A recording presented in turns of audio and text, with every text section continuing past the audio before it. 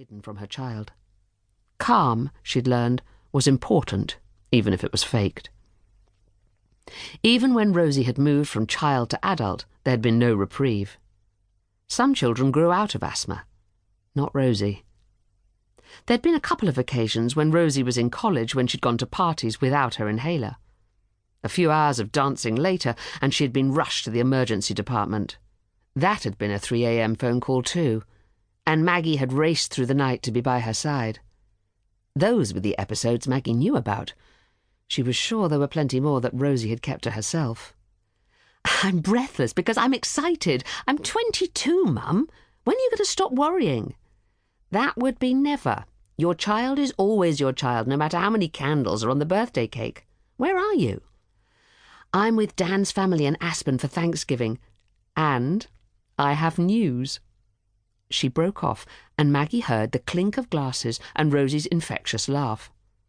It was impossible to hear that laugh and not want to smile too. The sound contrasted with the silence of Maggie's bedroom. A waft of cold air chilled her skin, and she stood up and grabbed her robe from the back of the chair. Honeysuckle Cottage looked idyllic from the outside, but it was impossibly draughty. The ventilation was a relief in August, but froze you to the bone in November. She really needed to do something about the insulation before she even thought about selling the place. Historic charm, climbing roses, and a view of the village green couldn't compensate for frostbite. Or maybe it wasn't the house that was cold. Maybe it was her. Knocked flat by a wave of sadness, and she struggled to right herself. "What's happening? What news? It sounds like you're having a party." "Dan proposed, literally out of the blue.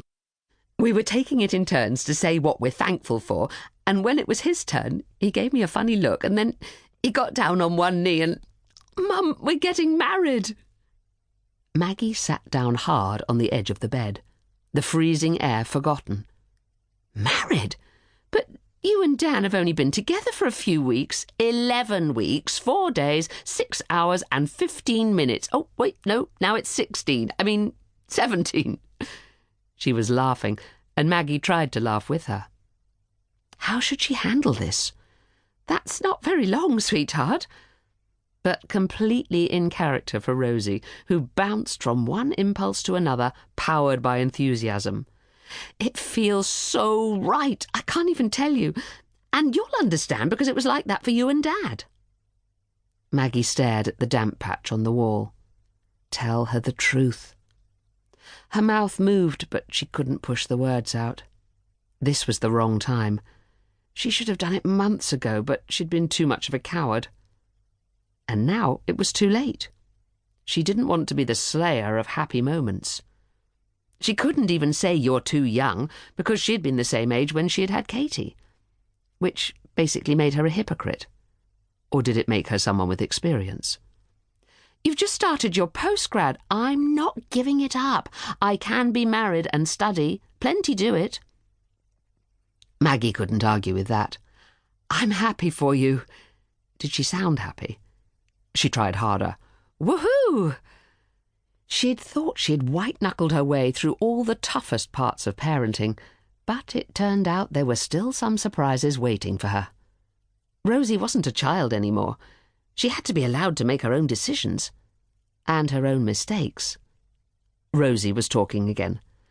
"I know it's all a bit fast, but you're going to love Dan as much as I do. You said you thought he was great when you spoke to him." But speaking to someone on a video call wasn't the same as meeting them in person, was it? Maggie swallowed down all the words of warning that rose up inside her. She was not going to turn into her own mother and send clouds to darken every bright moment. "He seemed charming, and I'm thrilled for you.